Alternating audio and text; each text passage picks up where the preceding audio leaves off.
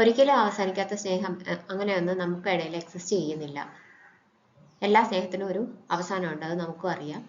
ഞാൻ ഇനി ഇവിടെ നിൽക്കുന്നില്ല, ഞാൻ തിരിച്ചു ചെല്ലേണ്ട സ്ഥലത്തേക്ക് തിരിച്ചു പോവുകയാണ്. ഞാൻ ഇനി ഇവിടെ താമസിക്കുകയാണെങ്കിൽ ജീവിതകാലം മുഴുവൻ ഞാൻ ഇയാളെ റിസെന്റ് ചെയ്തുകൊണ്ടിരിക്കും എന്ന് ഒരു ലെറ്റർ എഴുതി വെച്ചിട്ടാണ് ചോയ്ഹെ ജപ്പാനിൽ നിന്ന് തിരിച്ച് കൊറിയയിലേക്ക് വരുന്നത്. ജിങ്കു അവളെ അന്വേഷിച്ച് ചെല്ലുമ്പോഴത്തേക്കും അവൾ പോയിട്ടുണ്ടാവും അവിടുന്ന്. വീണ്ടും ചോയ്ഹെ കാണുമ്പോൾ ജിങ്കു വിചാരിക്കുന്നത്, ഞാൻ അതുവരെ ഫേറ്റിലും മിറക്കിൾസിലും ഒന്നും വിശ്വസിച്ചിരുന്നില്ല, പക്ഷെ അവളെ അന്ന് വീണ്ടും കണ്ടപ്പോൾ ഇതൊക്കെ എക്സിസ്റ്റ് ചെയ്യുന്നുണ്ടെന്ന് എനിക്ക് തോന്നി എന്നാണ്. അന്നേരത്തേക്ക് എഡിറ്ററോട് വന്നിട്ട് മിസ്റ്റർ സസായെ അല്ലേ എന്ന് ചോദിക്കും. അപ്പോൾ പെട്ടെന്ന് ചോയ്ഹെ അവർക്ക് പരിചയമില്ലാത്തതുകൊണ്ട് ഞാനാണ് ഇന്നത്തെ ദിവസം നിങ്ങളുടെ ഇന്റർപ്രറ്റർ, ഇത് എഡിറ്റർ ആണെന്ന് പറഞ്ഞ് പരിചയപ്പെടുത്തിയിട്ട് അവരൊന്നിച്ചാണ് തിരിച്ചു പോകുന്നത്. പക്ഷെ അവളെ നോക്കുന്നുണ്ടേ അവൾ മാറിയിട്ടുണ്ടെന്ന് അവന് മനസ്സിലാവും. പണ്ട് കണ്ട ആളല്ല, ഇപ്പൊ കാണുമ്പോൾ വേറെ ആരെയോ പോലെ തോന്നുന്നു. അവളുടെ കണ്ണുകളിൽ ഞാൻ പ്രപ്പോസ് ചെയ്തപ്പോൾ കണ്ട തിളക്കമൊന്നും ഇപ്പം കാണാനില്ല. അന്നത്തെ കാര്യങ്ങളൊക്കെ അവൾ ഓർക്കുന്നുണ്ടാവുമോ എന്നിങ്ങനെ അവൻ ചിന്തിക്കും. റിസപ്ഷനിലേക്ക് എഡിറ്ററിന്റെ സ്റ്റേ ശരിയാക്കാനായിട്ട് പോകുമ്പോഴത്തേക്കും ജിങ്കോ ചോയുടെ ചോദിക്കും, സെസായ എന്ന പേര് കേട്ടപ്പോൾ ഞാനാണെന്ന് തിരിച്ചറിഞ്ഞോ, ഞാനാണെന്ന് അറിഞ്ഞിട്ടാണോ എന്നെ എയർപോർട്ടിലേക്ക് സ്വീകരിക്കാൻ വന്നതെന്ന് ചോദിക്കും. അപ്പോൾ ചോയ് ഉടനെ പറയും, ഇല്ല എനിക്ക് അറിയത്തില്ലായിരുന്നു, അറിയാമെങ്കിൽ ഞാൻ ഒരിക്കലും വരത്തില്ലായിരുന്നു. അപ്പോൾ അവൻ എന്തോ പറയാനായിട്ട് തുടങ്ങുമ്പോഴത്തേക്കിനും എഡിറ്റർ തിരിച്ചു വരും. 5 ദിവസത്തേക്കല്ലേ സ്റ്റേ ചെയ്യുന്നത്, എല്ലാം റെഡിയാക്കിയിട്ടുണ്ട്, അരമണിക്കൂർ കഴിയുമ്പോൾ നമുക്ക് ഇന്റർവ്യൂ സ്റ്റാർട്ട് ചെയ്യാം, താങ്കൾ റൂമിലേക്ക് പൊക്കോളൂ, ഞങ്ങൾ അവിടെ ഉള്ളതെല്ലാം ശരിയാക്കാമെന്ന് പറഞ്ഞിട്ട് പിന്നെ റൂമിലേക്ക് പറഞ്ഞു വിടും. ഇവർ രണ്ടുപേരും ഇന്റർവ്യൂവിന്റെ കാര്യങ്ങൾ നോക്കാനായിട്ട് അവിടുന്ന് പോവുകയും ചെയ്യും. റൂമിൽ ചെന്ന് കഴിയുമ്പോൾ ഇവർ വീണ്ടും പഴയ കാര്യങ്ങൾ ഓർക്കുവാണ്.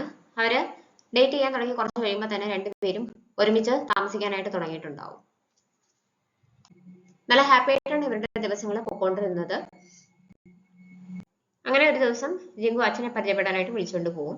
അച്ഛൻ ഒരു ബാർ നടത്തുകയാണ്, ബാറിന്റെ ഓണറാണ്. അച്ഛൻ നല്ല ചില്ലായിട്ടുള്ള ആളാണ്, നല്ല ഫ്രണ്ട്ലി ആണ്, അവളെ നന്നായിട്ടാണ് ട്രീറ്റ് ചെയ്യുന്നത്. പക്ഷെ അച്ഛൻ്റെ അടുത്ത് ചെല്ലുമ്പോഴാണ് ഇവനൊരു ഗേൾ ഫ്രണ്ട് ഉണ്ടായിരുന്നു, അവനെ കളഞ്ഞിട്ട് പോയതാണ് നമുക്ക് മനസ്സിലാവുന്നത്. അപ്പം എന്ത് റീസൺ ആണ് കളഞ്ഞിട്ട് പോയതെന്ന് ചോദിക്കുമ്പോൾ റീസൺ ഒന്നും പറഞ്ഞില്ല, ചില സമയത്ത് ഞാൻ സഫക്കേറ്റിംഗ് ആയിട്ട് തോന്നുന്നു എന്ന് പറഞ്ഞിട്ടാണ് ബ്രേക്കപ്പ് ആയെന്നും പറഞ്ഞു കൊടുക്കും. അപ്പൊ അവന്റെ ഇന്റർവ്യൂ സ്റ്റാർട്ട് ചെയ്യും. അപ്പൊ ഇന്റർവ്യൂർ അവനോട് ചോദിക്കും, കൊറിയയിൽ ആദ്യമായിട്ടല്ലേ എന്ന്. അവൻ അതേന്ന് പറയും. അപ്പോൾ ആരെങ്കിലും കൊറിയയിൽ പരിചയമുണ്ടോ, കൊറിയക്കാരെങ്കിലും പരിചയമുണ്ടോ എന്ന് ചോദിക്കുമ്പോൾ, എൻ്റെ ഈ നോവൽ ഞാൻ എഴുതിയിരിക്കുന്നത് എൻ്റെ ഒരു കൊറിയൻ സുഹൃത്തിനെ അടിസ്ഥാനമാക്കിയിട്ടാണ്, ഞങ്ങളുടെ റിലേഷൻ ആണ് ഈ നോവൽ എന്ന് പറയും. പക്ഷെ ഞങ്ങളുടെ ലൈഫിൽ സംഭവിച്ച പോലെയല്ല, നോവലിന് ഒരു ഹാപ്പി എൻഡിങ് ആണ്, ലൈഫിൽ എനിക്ക് ഹാപ്പി എൻഡിങ് അല്ലായിരുന്നു എന്ന് പറയും. അപ്പൊ ഇത് കേൾക്കുമ്പോൾ ഇവക്ക് അൺകംഫർട്ടബിൾ ആവുന്നുണ്ട്, പക്ഷെ ഇന്റർപ്രറ്റ് ചെയ്താലേ പറ്റത്തുള്ളൂ. അവൻ ജാപ്പനീസിലാണ് പറയുന്നത്, ഇവളത് കൊറിയനിൽ ഇന്റർവ്യൂവർക്ക് പറഞ്ഞു കൊടുക്കും. ഉടനെ ഇവര് ആ കുട്ടി ഇപ്പോഴും ജപ്പാനിലുണ്ടോ എന്ന് ചോദിക്കും. അപ്പോൾ ചോയ്ഹെ പറയും, നമ്മള് പേഴ്സണൽ കാര്യങ്ങളാണ് ചോദിച്ചുകൊണ്ടിരിക്കുന്നത്, നോവലിനെ പറ്റി ഇതുവരെ ചോദിച്ചു തുടങ്ങിയില്ല, നമുക്കത് ചോദിച്ചു തുടങ്ങാം എന്നിങ്ങനെ പറയും. അപ്പോൾ ഇവർ ചോദിക്കും, ഈ നോവൽ ബേസ് ചെയ്ത് എഴുതിയിരിക്കുന്നത് കൊയോട്ടോ എന്ന് പറഞ്ഞ സ്ഥലത്താണ്, അപ്പോൾ ആ സ്ഥലം തിരഞ്ഞെടുക്കാനായിട്ട് എന്തെങ്കിലും കാരണമുണ്ടോ, ആ സ്ഥലത്തിന് എന്തെങ്കിലും പ്രത്യേകതയുണ്ടോ എന്ന് ചോദിക്കും. അപ്പൊ ശരിക്കും അവിടേക്കാണ് ഇവര് ഒന്നിച്ച് താമസിക്കാൻ തുടങ്ങിയിട്ട് ആദ്യമായിട്ട് പോകുന്ന സ്ഥലമാണ്. അപ്പൊ അവിടെ ഒരുപാട് മെമ്മറീസ് ഉണ്ട് ഇവർക്ക് രണ്ടുപേർക്കും. അവരുടെ നല്ല മെമ്മറീസ് മുഴുവൻ സ്റ്റാർട്ട് ചെയ്യുന്നതൊക്കെ അവിടെ നിന്നാണ്. അപ്പൊ ഇവര് അന്ന് അവിടെ പോയി കഴിയുമ്പോൾ ആ ദിവസം സ്പെൻഡ് ചെയ്ത് കഴിഞ്ഞിട്ട് രാത്രിയാകുന്ന തന്നെ ഒരു സ്ഥലത്തേക്ക് ഇവള് ജിങ്കോയെ വിളിച്ചോണ്ട് പോകും. അപ്പൊ അവർ പറയും, ഇവിടെ ഓൾറെഡി സമയം കഴിഞ്ഞു പോയി, അതുകൊണ്ട് ഞാൻ ക്ലോസ് ചെയ്തു എന്ന് പറയുമ്പോഴത്തേക്കിനും, ഞാൻ കൊറിയയിൽ നിന്ന് വരുവാണ്, ചോയ്ഹാന്റെ മോളാണെന്ന് പറയും. അത് കേൾക്കുമ്പോൾ അവരുടെ മുഖം മാറുന്നുണ്ട്. അപ്പൊ അവര് സന്തോഷത്തോടെയാണ് പിന്നീട് ഇവരെ സ്വീകരിക്കുന്നത്. എന്നിട്ട് ഫുഡൊക്കെ ഉണ്ടാക്കി കൊടുക്കും. എന്നിട്ട് ഇവിടേക്ക് എന്നെ അന്വേഷിച്ച് വന്നല്ലോ എന്ന് പറയുമ്പോൾ, അച്ഛൻ എന്നോട് പറഞ്ഞിട്ടുണ്ട് എന്തെങ്കിലും ജപ്പാനിൽ വരുവാണെങ്കിൽ ഇവിടേക്ക് വരണം എന്ന് എൻ്റെ അടുത്ത് പറഞ്ഞിട്ട് എനിക്ക് അഡ്രസ് ഒക്കെ പറഞ്ഞു തന്നിട്ടുണ്ടായിരുന്നു ചോയ്ഹെ പറയും. അപ്പം ശരിക്കും അച്ഛനും ഈ ലേഡിയും ജപ്പാനിൽ ഒന്നിച്ച് പഠിച്ചതാണ് യൂണിവേഴ്സിറ്റിയിൽ. അവർക്ക് ഇപ്പോഴും നല്ല ഫോൺ മെമ്മറീസ് ആണ്. അപ്പം അച്ഛൻ്റെ ഫസ്റ്റ് ലവ് ആയിരുന്നു അവര്. പക്ഷെ അവർക്ക് കല്യാണം കഴിക്കാനായിട്ട് പറ്റിയില്ല. അച്ഛൻ്റെ അച്ഛൻ അവരുടെ കല്യാണം എതിർത്തു. കാരണം 2 രാജ്യക്കാരാണ്, 2 കൾച്ചറാണെന്ന് പറഞ്ഞിട്ട് കല്യാണം എതിർത്തു. അതുകൊണ്ടാണ് കല്യാണം കഴിക്കാനായിട്ട് പറ്റാതിരുന്നത്. അങ്ങനെ അച്ഛൻ ഇവിടുന്ന് തിരിച്ചു വന്നിട്ട് ചോയ്ഹയുടെ അമ്മയെ കാണുകയും പിന്നീട് കല്യാണം കഴിക്കുകയായിരുന്നു. പക്ഷെ അമ്മ ചോയ്ഹയുടെ അടുത്ത് പറഞ്ഞിട്ടുണ്ട്, ചില സമയങ്ങളിൽ അച്ഛന് ഫസ്റ്റ് ലവിനെ മിസ് ചെയ്യുന്നതായിട്ട് എനിക്ക് ഇപ്പോഴും തോന്നാറുണ്ടെന്ന് പറഞ്ഞിട്ടുണ്ട്. അപ്പോൾ നമ്മളും അതുപോലെ പിരിഞ്ഞു പോകുമോ എന്ന് ചോദിക്കുമ്പോൾ അവൻ പറയുന്നത്, എന്തൊക്കെ സംഭവിച്ചാലും നമ്മൾ തമ്മിൽ അങ്ങനെ സംഭവിക്കത്തില്ല, നമ്മൾ പിരിയത്തില്ല എന്നാണ് പറഞ്ഞിട്ടുള്ളത്. അപ്പൊ അത്രയും മെമ്മറീസ് ഉള്ള സ്ഥലമാണ്. പക്ഷെ ആ സ്ഥലത്തിന് അങ്ങനെ പ്രത്യേകതയൊന്നും ഇല്ല എന്നാണ് അവൻ പറയുന്നത്. അപ്പോൾ ഇന്റർവ്യൂവർ വീണ്ടും ചോദിക്കും, ഞാൻ ഈ നോവൽ വായിച്ചു കഴിഞ്ഞപ്പോൾ എനിക്ക് ചോദിക്കണമെന്ന് ആഗ്രഹം ഉണ്ടായിരുന്ന ഒരു ചോദ്യമാണ്, ആ കുട്ടിയുടെ അടുത്ത് ഇപ്പോഴും ഇഷ്ടമുണ്ടോ എന്ന് ചോദിക്കും. അപ്പോൾ ഇവൻ പറയുന്നത് കഴിഞ്ഞ 5 വർഷത്തിനിടയ്ക്ക് ഞാൻ ഒരു ദിവസം പോലും ആ കുട്ടിയെ ഓർക്കാതായിട്ട് ഇരുന്നിട്ടില്ല. ഞങ്ങൾ ബ്രേക്കപ്പ് ആയി എന്നുള്ള കാര്യം ഞാൻ എപ്പോഴും റിഗ്രറ്റ് ചെയ്യുന്ന ഒരു കാര്യമാണെന്ന് പറയും. അപ്പൊ അന്നത്തെ ഇന്റർവ്യൂ കഴിഞ്ഞ് ഇറങ്ങുന്നുണ്ട് എല്ലാവരോടും നന്ദി പറയും. എന്നിട്ട് പോകാനായിട്ട് തുടങ്ങുന്നുണ്ട് ഇവള് പറയും നാളെ ഒരു പ്രൊഫഷണൽ ഇന്റർപ്രറ്റർ ആയിരിക്കും വരുന്നത്, ഞാൻ ഇന്നത്തേക്ക് മാത്രം വന്നതാണ്, താങ്കളെ മീറ്റ് ചെയ്യാൻ പറ്റിയതിൽ സന്തോഷമുണ്ട് മിസ്റ്റർ സസായി എന്ന് പറഞ്ഞ് പ്രൊഫഷണലി ആണ് ഗ്രീറ്റ് ചെയ്യുന്നതല്ല.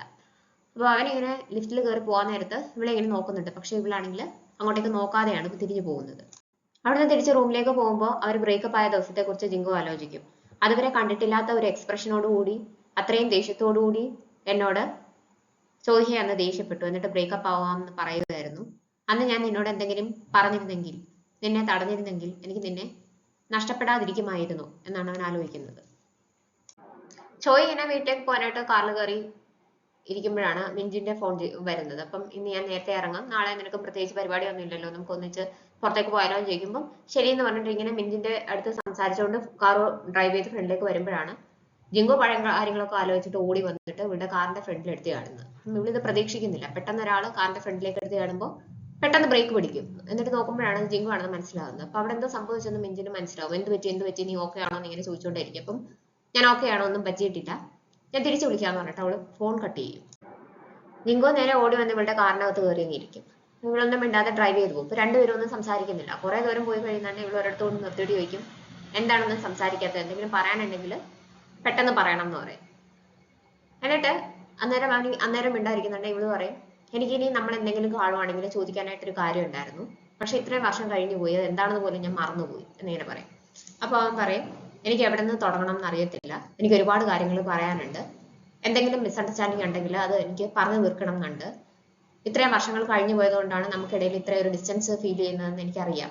അപ്പൊ നമ്മളിങ്ങനെ അവിചാരിതമായിട്ടാണ് കണ്ടുമുട്ടിയത്, ഇതെന്റെ ലാസ്റ്റ് ചാൻസ് ആണെന്ന് എനിക്കറിയാം, ഈ ചാൻസ് കളയരുതെന്ന് എനിക്കുണ്ടെന്നൊക്കെ പറയും. ഉടനെ ഇവള് പ്രൊഫഷണലി ആണ് ഗ്രീറ്റ് ചെയ്യുന്നത്. മിസ്സസ് എസായെ, നിങ്ങൾ കൂടുതൽ കാര്യങ്ങൾ പറയണമെന്നില്ല, എനിക്ക് കേൾക്കണമെന്നില്ല, കാരണം ഉടനെ തന്നെ എന്റെ കല്യാണമാണെന്ന് പറയും. എന്നിട്ട് ഇവനെ തിരിച്ച് താമസിക്കുന്ന സ്ഥലത്ത് കൊണ്ടുവിട്ടിട്ട് തിരിച്ചു വരും. അപ്പൊ അത്രയും നേരം ഒട്ടും ഒന്നും അഫക്ട് ചെയ്യാത്ത രീതിയിലാണ് അവൾ സംസാരിച്ചുകൊണ്ടിരിക്കുന്നത്. പക്ഷെ കുറച്ചു ദൂരം ചെല്ലുമ്പോൾ അവൾക്ക് പറ്റത്തില്ല. അവള് കാത് നിർത്തിയിട്ട് ഇങ്ങനെ ഓർക്കുന്നത് എനിക്കറിയായിരുന്നു മറക്കാനായിട്ട് പറ്റത്തില്ല എന്ന്, പക്ഷെ ഇത്രയും വർഷം കഴിഞ്ഞതിന് ശേഷവും അവനെ മറക്കാൻ പറ്റത്തില്ലായിരുന്നു എന്ന് എനിക്ക് അറിയത്തില്ലായിരുന്നു എന്നിങ്ങനെ ഓർത്തോണ്ടിരിക്കും. അന്നേരം മിഞ്ചിന്റെ ഫോൺ വരും, പക്ഷെ ഇവള് അറ്റൻഡ് ചെയ്യുന്നില്ല. വീട്ടില് അമ്മ അനിയത്തിയും കൂടി ഇവളുടെ വെഡിങ് ഡ്രസ്സ് സെലക്ട് ചെയ്യുന്ന കാര്യങ്ങളൊക്കെ ഇങ്ങനെ ഡിസ്കസ് ചെയ്തുകൊണ്ടിരിക്കുമ്പോഴാണ് ഇവള് തിരിച്ചു കയറി വരുന്നത്. അപ്പൊ എന്താ പ്രശ്നമാണെന്ന് അവർക്ക് കാണുമ്പോൾ തന്നെ മനസ്സിലാവും. അനിയത്തി വന്നിട്ട് ചോദിക്കും എന്താണെന്ന്. അപ്പൊ ഒന്നുമില്ല, എനിക്ക് ക്ഷീണമാണെന്നാണ് പറയുന്നത്. അപ്പൊ മിഞ്ചിൻ വിളിച്ചിട്ട് കിട്ടിയില്ല എന്ന് പറഞ്ഞല്ലോ എന്ന് ചോദിക്കുമ്പോഴും ഇവള് കുഴപ്പമൊന്നുമില്ല, ഞാൻ ടയർഡാണ് അതുകൊണ്ടാണെന്ന് പറയും.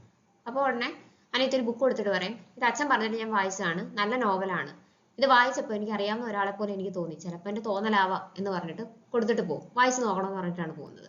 പക്ഷെ ഇവള് ബുക്ക് വാങ്ങിച്ചിട്ട് അവിടെ നോക്കാതെ വെക്കുവാണ് ചെയ്യുന്നത്. ചോയ് എന്നിട്ട് ബ്രേക്കപ്പ് ആയിട്ട് തിരിച്ചു വരുമ്പോഴത്തെ കാര്യങ്ങൾ ഓർക്കുവാണ്. എനിക്ക് ജിങ്കോടുത്ത് ചോദിക്കേണ്ടിയിരുന്നത് ഞാൻ ഒറ്റയ്ക്ക് വിഷമിച്ച് കരഞ്ഞപ്പോ എന്തുകൊണ്ട് എന്നെ ഒറ്റയ്ക്കാക്കിയിട്ട് പോയി, അന്നേരം എന്തുകൊണ്ട് എന്നെ ആശ്വസിപ്പിച്ചില്ല, എന്തുകൊണ്ട് എന്നെ തടഞ്ഞില്ല പോകുന്നതിന് മുമ്പ്, എന്നെ എന്തുകൊണ്ട് അന്വേഷിച്ച് വന്നില്ല എന്നൊക്കെ എനിക്ക് അവനോട് ചോദിക്കണമെന്നുണ്ടായിരുന്നു എന്നാണ്. എന്നിട്ട് ഇവര് അനിയത്തിയും മിഞ്ചിനും ആണെന്ന് എയർപോർട്ടിൽ ഇവളെ വിളിക്കാനായിട്ട് വരുന്നത്. ഇവള് ബാഗ് എടുക്കാൻ വരെ മറന്നുപോകും. അപ്പൊ എന്ത് ചെയ്യ ബാഗ് എന്നൊക്കെ അവരാണ് ചോദിക്കുന്നത് അങ്ങോട്ട്. അപ്പം എന്തോ പറ്റിയിട്ടുണ്ടെന്ന് അവർക്ക് രണ്ടുപേർക്കും മനസ്സിലാവും. അവർ നേരെ അവിടുന്ന് പോകുന്നത് അച്ഛൻ ഹോസ്പിറ്റലിലായിരിക്കും, ഹോസ്പിറ്റലിൽ കാണാനായിട്ടാണ് പോകുന്നത്. അപ്പൊ ആരും ഇവളോട് പറഞ്ഞിട്ടില്ലായിരുന്നു അച്ഛൻ ഹോസ്പിറ്റലിലാണെന്ന്. അപ്പൊ വന്നിട്ട് എന്താ പറ്റിയെന്ന് പ്രത്യേകിച്ച് ഒന്നും ഇല്ലാന്ന് പറയും. അപ്പൊ അവളോട് അമ്മ ചോദിക്കുന്നത് നീ ഞങ്ങളോട് പറഞ്ഞിട്ടല്ലല്ലോ പോയത്, പിന്നെ അച്ഛൻ അസുഖമാണെന്ന് എന്തിനാണ് പറയുന്നതെന്ന് പറഞ്ഞിട്ട് വരുമ്പോഴേ വഴക്കുണ്ടാക്കുകയാണ് ചെയ്യുന്നത്. അന്നേരം അച്ഛൻ അമ്മ വഴക്ക് പറയും, അവളിങ്ങോട്ട് വന്നതല്ലേ ഉള്ളൂ ഇപ്പഴിങ്ങനെ വഴക്കുണ്ടാക്കാത്ത എന്നൊക്കെ പറഞ്ഞിട്ട് വഴക്ക് പറയും. അപ്പോൾ മിഞ്ചിൻ ഡോക്ടറാണ്, മിഞ്ചിനാണ് അച്ഛന് വയ്യാതെ വന്നപ്പോൾ ഫുൾ ടൈം നോക്കുകയൊക്കെ ചെയ്തത്. അപ്പൊ അതിന് അവള് താങ്ക്സ് ഒക്കെ പറയുന്നു. അപ്പം മിഞ്ചിൻ ചോദിക്കുന്നത് എന്റെ അച്ഛനും അമ്മയും US പോയി കഴിഞ്ഞപ്പോഴത്തേക്കും ആന്റി അങ്കിളാണ് എന്നെ നോക്കിയത്, അപ്പൊ അത് വെച്ച് നോക്കുമ്പോൾ ഇതൊന്നും ഒന്നുമല്ല, എന്തിനാണ് എന്നോട് താങ്ക്സ് പറയുന്നത് എന്നാണ് അവളോട് തിരിച്ചു ചോദിക്കുന്നത്. എന്നിട്ട് അവളുടെ കൂടെ ഫുൾ ടൈം ഉണ്ടായിരുന്നത് മിഞ്ചിനാണ് ആ സമയത്ത്. എന്നിട്ട് ഇവളോട് ചോദിക്കുന്നുണ്ട് ജപ്പാനിൽ പോയപ്പോൾ എന്തെങ്കിലും പറ്റിയിട്ടുണ്ടോ, നീ എന്താണ് ഇങ്ങനെ വല്ലാതിരിക്കുന്നതെന്നൊക്കെ അവളുടെ അടുത്ത് ചോദിക്കുന്നുണ്ട്. പക്ഷെ അവളൊന്നും പറയുന്നില്ല. ഇതൊക്കെ ഇവളിങ്ങനെ ഇരുന്ന് ആലോചിക്കും. അതെല്ലാം അവിടെ വെച്ച് കഴിഞ്ഞു പോയി എന്നാണ് ഞാൻ കരുതിയിരുന്നത്. പക്ഷെ ജിങ്കോ എന്തെങ്കിലും എന്നെ കാണണമെന്ന് വിചാരിക്കുകയും ഞാനാണെങ്കിൽ അവനെ അവോയ്ഡ് ചെയ്യണമെന്ന് വിചാരിക്കുകയും ആണ് ചെയ്തുകൊണ്ടിരുന്നത്. ഞങ്ങൾ അത് രണ്ടുപേരും അങ്ങനെയാണ് ആഗ്രഹിച്ചുകൊണ്ടിരുന്നത്. ഇത്രയും വർഷങ്ങൾക്ക് ശേഷം അവൻ വീണ്ടും എന്തിനാണ് എന്റെ ഫ്രണ്ടിലേക്ക് വന്നതെന്ന് അവനോട് എനിക്ക് ചോദിക്കണമെന്നുണ്ടായിരുന്നു എന്ന് ഇവളിങ്ങനെ വിചാരിക്കും. അപ്പം പിറ്റേ ദിവസം ഒഫീഷ്യൽ ഇന്റർപ്രറ്റർ ആണ് അന്നത്തെ ഇന്റർവ്യൂവിന് വരുന്നത്. അപ്പൊ എല്ലാം കഴിയുന്ന തന്നെ ജിങ്കോ ചെന്നിട്ട് ചോദിക്കും, ഇന്നലെ വന്ന ഇന്റർപ്രറ്ററിന്റെ ഫോൺ നമ്പർ കിട്ടാനായിട്ട് വല്ല മാർഗം ഉണ്ടോ ചോദിക്കും. അപ്പം എന്തെങ്കിലും ചോദിക്കാനാണോ? ഫോൺ നമ്പർ ആണെങ്കിൽ എനിക്ക് മിസ് ചോയുടെ അടുത്ത് ചോദിച്ചിട്ട് തരാനായിട്ട് പറ്റത്തുള്ളൂ എന്ന് പറയും. അപ്പൊ അങ്ങനെയാണെങ്കിൽ താമസിക്കുന്ന എവിടെയാണെന്ന് പറഞ്ഞു തരാമോ, അഡ്രസ്സ് പറയാമോ എന്ന് ചോദിക്കുമ്പോൾ ശരിക്കുള്ള അഡ്രസ്സ് എനിക്ക് അറിയത്തില്ല, പക്ഷെ ഇന്ന സ്ഥലത്താണ്, ഒരു ലേക്കിന്റെ അടുത്താണ് എന്ന് മാത്രമേ എനിക്ക് അറിയത്തുള്ളൂ എന്ന് പറഞ്ഞിട്ട് അവർ പോകും. അപ്പൊ അവനിങ്ങനെ നോക്കുന്നുണ്ടെ പ്രതീക്ഷിക്കാതെ ഒരു പെൺകുട്ടി അവിടേക്ക് വരും. പിന്നീട് ഒരു ഫ്ലാഷ് ബാക്ക് ആണ് കാണിക്കുന്നത്. ചോയ്ഹയായിട്ടുള്ള ബ്രേക്കപ്പിന് ശേഷം അവനിങ്ങനെ ബിയർ കഴിക്കാനായിട്ടൊക്കെ ഇങ്ങനെ ഒരു സ്ഥലത്ത് വരുമ്പോൾ അവിടെ ഒരു ഗ്രൂപ്പ് ഓഫ് ഫ്രണ്ട്സ് ഉണ്ട്. അപ്പൊ അവരിങ്ങനെ ഇവൻ കേൾക്കാനായിട്ട്, എനിക്കൊക്കെ ആണെങ്കിൽ ഡേറ്റ് ചെയ്യാൻ സമയമില്ല, എഴുതാനേ സമയമുള്ളൂ, അവനാണെങ്കിൽ ഡേറ്റ് ചെയ്തിട്ട് ബ്രേക്കപ്പ് ആയി, പക്ഷെ ഇപ്പൊ ഫുൾ ടൈം അവൻ അതും ആലോചിച്ച് നടക്കുകയാണ്, അവൻ എഴുതാനൊന്നും പറ്റുന്നില്ല എന്നൊക്കെ ഇങ്ങനെ പറയും. ഇത് കേൾക്കുന്നുണ്ട് ഇവൻ ദേഷ്യം വന്നിട്ട് ഇവൻ അവിടെ നിന്ന് എഴുന്നേറ്റ് പോകും. അപ്പൊ ഒരു പെൺകുട്ടി ഇവന്റെ പുറകെ വരും. ഇതാണ് ഇവന്റെ എക്സ് ഗേൾ ഫ്രണ്ട്. ഈ കുട്ടിയാണ് ഇവനെ ഡംപ് ചെയ്യുന്നത്. അത് വന്നിട്ട് എന്നിട്ട് പറയുന്നത്, എനിക്ക് നിന്നെ കാണുമ്പോൾ സങ്കടം തോന്നുന്നുണ്ട്, കാരണം ഞാനുമായിട്ട് ബ്രേക്കപ്പ് ആയപ്പോൾ നിനക്ക് ഇത്രയും സങ്കടമൊന്നും ഇല്ലായിരുന്നല്ലോ, ഈ കുട്ടിയായിട്ട് ബ്രേക്കപ്പ് ആയപ്പോൾ മാത്രമാണല്ലോ നിനക്ക് ഇത്രയും സങ്കടം, നിനക്ക് എന്തെങ്കിലും പറയാനുണ്ടെങ്കിൽ ആ കുട്ടിയെ വിളിച്ച് സംസാരിച്ചുകൂടെ, എന്തിനാണ് ഇങ്ങനെ സ്വന്തമായിട്ട് വിഷമിച്ചുകൊണ്ട് നടക്കുന്നത്, നിന്റെ പാർട്ടിൽ നിന്ന് ഒരു എഫേർട്ട് ഇട്ടുകൂടെ എന്നൊക്കെ ഇങ്ങനെ ചോദിക്കും. അപ്പൊ നിനക്കൊന്നും അറിയത്തില്ല എന്നാണ് അവൻ തിരിച്ചു പറയുന്നത്. അങ്ങനെയാണെങ്കിൽ നമുക്ക് വീണ്ടും ഡേറ്റ് ചെയ്താലോ എന്ന് ഈ കുട്ടി ഇങ്ങനെ സജസ്റ്റ് ചെയ്യും. അപ്പൊ ആ പെൺകുട്ടിയാണ് ഇപ്പോൾ ജിങ്കോയെ കാണാനായിട്ട് വന്നേക്കുന്നത്. ഇതൊരു പബ്ലിഷിംഗ് കമ്പനിയുടെ ഓണർ ആണ്. ആ കമ്പനിയിലെ റൈറ്റർ ആണ് ഇപ്പോൾ ജിങ്കോ. ഇപ്പൊ വെഡിങ് ഡ്രസ്സ് സെലക്ട് ചെയ്യാനായിട്ട് മിഞ്ചിന്റെയും ചോയ്ഹയുടെയും കൂടെ അവരുടെ ജപ്പാനിൽ ഉണ്ടായിരുന്ന ഫ്രണ്ട് ഉണ്ടല്ലോ ജിഹി ഇവിടെ വന്നിട്ടുണ്ട്. ജിഹിയും കൂടിയാണ് പോകുന്നത്. പക്ഷെ മിഞ്ചിന് ഇങ്ങനെ ഡ്രസ്സൊക്കെ നോക്കുമ്പോഴത്തേക്കും ഇവള് ഓരോരോ അഭിപ്രായം ചോദിക്കുമ്പോഴും ഇവള് അവിടെങ്ങും അല്ല എന്ന് ജിഹിക്ക് മനസ്സിലാവും. അപ്പൊ അവൻ ഡ്രസ്സ് ട്രൈ ചെയ്യാനായിട്ട് പോകുമ്പോഴത്തേക്കും നീ എന്താണ് ഒരു ശ്രദ്ധയില്ലാതിരിക്കുന്നത്, നിന്റെ കല്യാണമല്ലേ, എന്റെ കല്യാണമാണോ, നിനക്ക് ഇവിടെ ഡ്രസ്സൊന്നും ഇഷ്ടപ്പെട്ടില്ലേ, അതോ പയ്യനാണോ ഇഷ്ടപ്പെടാത്തത്, ഇങ്ങനെ കളിയായിട്ട് ചോദിക്കും. അപ്പം ഇവള് പെട്ടെന്ന് തിരിച്ച് ദേഷ്യപ്പെടും. എന്തിനാണ് അങ്ങനെയൊക്കെ പറയുന്നതെന്ന് പറഞ്ഞിട്ട് ദേഷ്യപ്പെടും. അപ്പം നീ ഇങ്ങനെ ഓവറായിട്ട് റിയാക്ട് ചെയ്യേണ്ട കാര്യം എന്താണ്, ഞാനൊരു തമാശ ചോദിച്ചതല്ലേ എന്ന് ഫ്രണ്ട് ഇങ്ങനെ ചോദിക്കും. ചോയ് ഡ്രസ്സ് ട്രൈ ചെയ്യുന്നുണ്ട്, പക്ഷെ അവളുടെ മനസ്സിൽ ജിങ്കോ പറഞ്ഞ വാക്കുകളാണ്, കഴിഞ്ഞ 5 വർഷത്തിനിടയ്ക്ക് ഒരു ദിവസം പോലും മറന്നിട്ടില്ല, ബ്രേക്കപ്പ് ആയത് ഞാൻ റിഗ്രറ്റ് ചെയ്യുന്നു എന്നൊക്കെയുള്ളത്. എന്നിട്ട് ഇവരിങ്ങനെ ജപ്പാനിലായിരുന്നപ്പോൾ ഒരു വെഡിങ് ഷോപ്പിന്റെ ഫ്രണ്ടിൽ ചെന്ന് നിൽക്കുന്നതും ഇവളൊരു ഡ്രസ്സ് കണ്ടിട്ട് നോക്കുന്നതും അത് പോയി ട്രൈ ചെയ്യുന്നതും അത് കാണുമ്പോൾ ജിങ്കോയുടെ മുഖത്തുണ്ടായിരുന്ന ഭാവം എല്ലാം ഇങ്ങനെ ഓർക്കും. എന്നിട്ട് അവിടുന്ന് ഡ്രസ്സ് സെലക്ട് ചെയ്യാതെയാണ് പുറത്തേക്ക് ഇറങ്ങുന്നത്. അപ്പൊ ഇഷ്ടപ്പെടാഞ്ഞിട്ടാണെന്ന് പറയുമ്പോൾ മിഞ്ചിൻ പക്ഷേ കാര്യമാക്കുന്നില്ല, എനിക്കും ഇവിടുത്തെ ഒന്നും ഇഷ്ടപ്പെട്ടില്ല, നമുക്ക് വേറെ ഏതെങ്കിലും ഷോപ്പ് നോക്കാമെന്ന് പറയും. എന്നിട്ട് നമുക്ക് ഒന്നിച്ച് കഴിക്കാൻ പോയാലോ എന്ന് ചോദിക്കുന്നുണ്ട്. മിഞ്ചി പെട്ടെന്ന്, വേണ്ട, ഇന്നൊരു ദിവസത്തേക്ക് ഞങ്ങൾ രണ്ടുപേരും ഒറ്റയ്ക്ക് മതി, നിങ്ങൾ അടുത്ത ദിവസം ഒന്നിച്ച് പൊക്കോളാൻ പറഞ്ഞിട്ട് മിസ് ചോയെയും വിളിച്ചുകൊണ്ട് പോകും അവിടുന്ന്. ഇവരിങ്ങനെ കഴിച്ചോണ്ടിരിക്കുമ്പോൾ ജിഹി ചോദിക്കും, നിനക്ക് ആ ഡ്രസ്സ് നന്നായിട്ട് ചേരുന്നുണ്ടായിരുന്നു, നീ എന്താ സെലക്ട് ചെയ്യാതിരുന്നത്, ഏതെങ്കിലും ഒന്ന് സെലക്ട് ചെയ്തുകൂടായിരുന്നോ, ആ ഇട്ട ഡ്രസ്സ് നല്ല ഭംഗിയായിരുന്നു, നിനക്ക് ഈ കല്യാണത്തിന് താല്പര്യം ഇല്ലാത്ത പോലെയാണ് എനിക്ക് തോന്നുന്നത്, ഇങ്ങനെയാണെങ്കിൽ നീ കല്യാണം ആയിട്ട് മുമ്പോട്ട് പോകണ്ട, കാരണം മിഞ്ചിന് എത്ര നല്ല ആളാണെന്ന് അറിയാവോ, അതുപോലെ ഒരാളെ ഈ സമയത്ത് കിട്ടാനായിട്ട് റയറാണ്, നിന്റെ അച്ഛന് വയ്യാതായപ്പോൾ സ്വന്തം മോനെ പോലെയാണ് ശ്രദ്ധിച്ചത്, ഹോസ്പിറ്റലിൽ അവനെ കല്യാണം കഴിക്കാനായിട്ട് പെൺകുട്ടികൾ ക്യൂ നിൽക്കുന്നുണ്ടാവും എന്നൊക്കെ ഇങ്ങനെ പറയുമ്പോൾ ഇവള് റിയാക്ട് ചെയ്യാതിരിക്കും.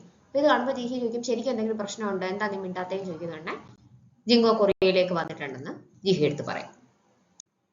പിന്നെ ചോയ്ഹെ ഇങ്ങനെ ഓർക്കുന്നതാണ്, ജിങ്കോ നല്ല ഹാർഡ് വർക്കിംഗ് ആയിരുന്നു, ഒരിക്കൽ പോലും അവൻ വെറുതെ ഇരിക്കുന്നത് ഞാൻ കണ്ടിട്ടില്ല, പക്ഷെ എനിക്ക് അവനെ പിരിഞ്ഞിരിക്കാനായിട്ട് ആഗ്രഹമില്ലായിരുന്നു, അവന്റെ ലൈഫിലെ എല്ലാ മൊമെന്റ്സിലും അവന്റെ കൂടെ ഉണ്ടാവണം എന്നുള്ളൊരു ആഗ്രഹമായിരുന്നു, പക്ഷെ ഫുൾ ടൈം അവന്റെ കൂടെ ഉണ്ടാവുക എന്ന് പറയുന്നത് എന്താണ് അർത്ഥമാക്കുന്നതെന്ന് എനിക്ക് അന്ന് അറിയത്തില്ലായിരുന്നു, ഞങ്ങൾ തമ്മിൽ സ്നേഹത്തിലാണ്, അതുകൊണ്ട് എനിക്ക് അത് ചെയ്യാനുള്ള അവകാശമുണ്ട് എന്നാണ് ഞാൻ അന്ന് വിചാരിച്ചു വെച്ചിരുന്നത്.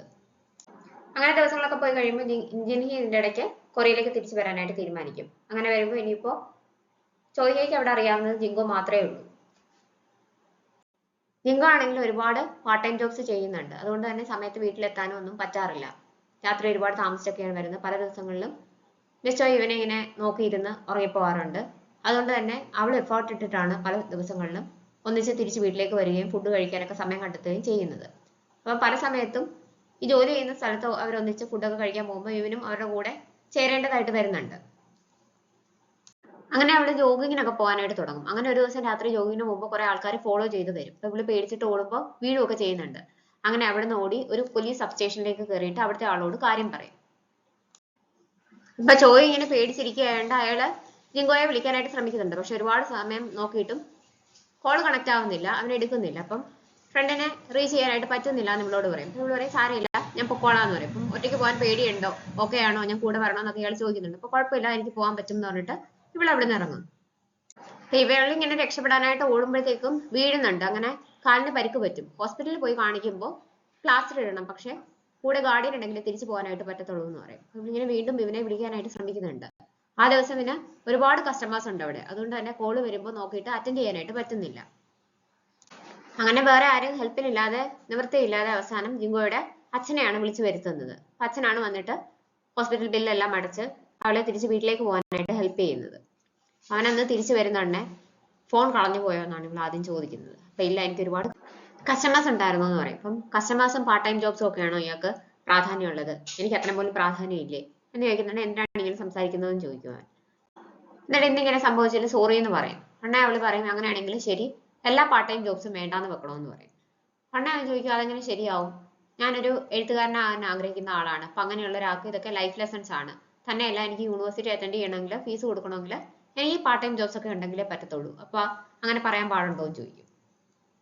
ഞാൻ നിനക്ക് ആരാണ്, അപ്പൊ നിന്റെ ലൈഫിൽ എനിക്കുള്ള പ്രാധാന്യം എന്താണ്? ഞാൻ ഇന്ന് പോലീസ് സബ് സ്റ്റേഷനിൽ പോയതും ഹോസ്പിറ്റലിൽ പോയതും ഒന്നും നിന്റെ ലൈഫുമായിട്ട് യാതൊരു ബന്ധമില്ലെന്നാണോ നീ പറയുന്നത് ചോദിക്കും. അപ്പൊ അങ്ങനെയല്ല എന്നവൻ പറയുന്നുണ്ട്. പിന്നെ എങ്ങനെയാണ് ഞാൻ എപ്പോഴും എന്തിനു ഞാൻ ഒറ്റയ്ക്കായിട്ട് ഇരിക്കണം എന്നിങ്ങനെ വിളിച്ചു ചോദിക്കും. അപ്പൊ നീ എന്താണ് ഒറ്റയ്ക്കാണെന്ന് പറയുന്നത്, നമ്മൾ ഒന്നിച്ചല്ലേ താമസിക്കുന്നത്, പിന്നെ എന്തിനാണ് അങ്ങനെ സംസാരിക്കുന്നതെന്ന് ഇവനും തിരിച്ചു ചോദിക്കും.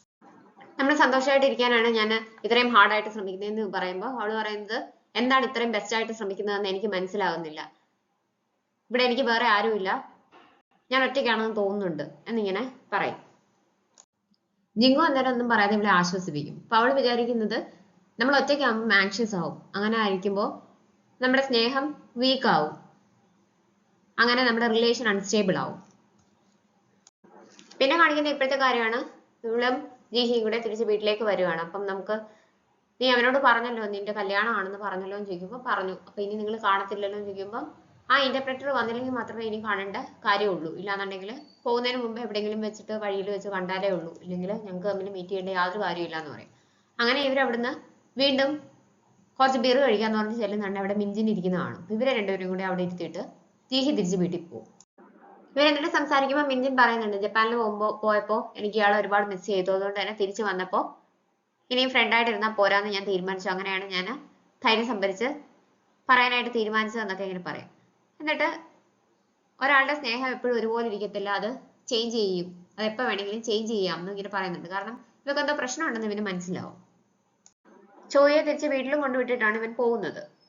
തിരിച്ചു പോകുന്നുണ്ട് ഇവൻ കാറിൽ ഇരുന്നിട്ട് ന്യൂസ് ഇങ്ങനെ നോക്കുമ്പോൾ ജപ്പാനിലെ പുതിയ റൈറ്റർ കൊറിയയിലേക്ക് വരുന്നു, പുതിയ ബുക്ക് സംബന്ധിച്ചാണ് വരുന്നത് എന്നൊക്കെ പറഞ്ഞിട്ട് ന്യൂസ് ഉണ്ട്. അപ്പൊ ആ പറഞ്ഞേക്കുന്ന ബുക്കാണ് ഇവളുടെ അനിയത്തി ഇവിടെ കയ്യിൽ കൊണ്ട് കൊടുത്തേക്കുന്നത്. അതപ്പോ നമ്മുടെ ജിങ്കോയുടെ ബുക്കാണ്.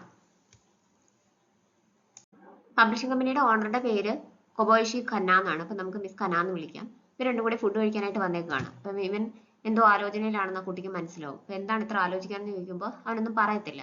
അപ്പൊ എന്താ കാര്യമായിട്ട് അസ്വസ്ഥനാണല്ലോ എന്ന് ചോദിക്കും. അപ്പൊ എന്റെ മനസ്സിൽ എന്തെങ്കിലും ഉണ്ടെങ്കിൽ ഇയാൾക്ക് മനസ്സിലാവുന്നുണ്ടല്ലോ എന്നാണ് ഇവൻ പറയുന്നത്. അപ്പൊ പക്ഷേ മിസ് ഖന്ന പറയുന്നത് അല്ല, ഇയാളെ മാത്രമേ എനിക്ക് മനസ്സിലാക്കാൻ പറ്റാത്തതുള്ളൂ, യുനോ എന്ന് വിളിക്കും. അപ്പം യുനോ എന്ന് പറയുന്ന പേര് ഇവന്റെ കൊറിയൻ പേരാണ്. അതാണ് മിസ് ചോയി ജപ്പാനിൽ വെച്ചിട്ട് ഇവനെ വിളിച്ചോണ്ടിരുന്നത്. ഇവൻ തിരിച്ച് ബെനി എന്നാണ് വിളിച്ചോണ്ടിരുന്നത്. ഞാൻ ജോലി സംബന്ധമായിട്ടല്ല നിന്നെ കാണാനായിട്ട് ഇവിടേക്ക് വന്നത്, കഴിഞ്ഞ 5 വർഷമായിട്ട് നിനക്ക് വേണ്ടിയിട്ട് കാത്തിരിക്കുകയാണെന്ന് മിസ് ഖന്ന പറയും. പക്ഷെ അവന് ഭാവവ്യത്യാസമൊന്നും ഇല്ലാന്ന് കാണുന്നുണ്ടേ അവൾക്ക് കാര്യം മനസ്സിലാവും. കൊറിയയിൽ വന്നതിന് ശേഷം ആ പെൺകുട്ടിയെ നീ വീണ്ടും കണ്ടോ എന്ന് ചോദിക്കും. ഇവൻ പക്ഷെ ഒന്നും പറയത്തില്ല. അപ്പൊ അവൾക്ക് പക്ഷെ മനസ്സിലാവുന്നുണ്ട്. എന്നിട്ട് ഇവരെ തിരിച്ച് റൂമിൽ കൊണ്ടുവിട്ടിട്ട് ആ കുട്ടി പോകും. ചോയും ജിങ്കോയും അവരവരുടെ റൂമിൽ വന്നതിന് ശേഷം അസ്വസ്ഥരാണ്. അവർ ലാസ്റ്റ് കണ്ടപ്പോൾ പറഞ്ഞ കാര്യങ്ങളൊക്കെ ഇങ്ങനെ ഓർത്തോണ്ടിരിക്കുകയാണ്. അപ്പൊ ജിങ്കോയുടെ റൂമിൽ ആരോ വന്ന് തട്ടും. അത് മിസ് ഖനയാണ്. വന്നിട്ട് ജിങ്കോയുടെ അടുത്ത് ചോദിക്കും ഇയാൾക്ക് എന്നെ കല്യാണം കഴിക്കാൻ പറ്റുമോ എന്ന്.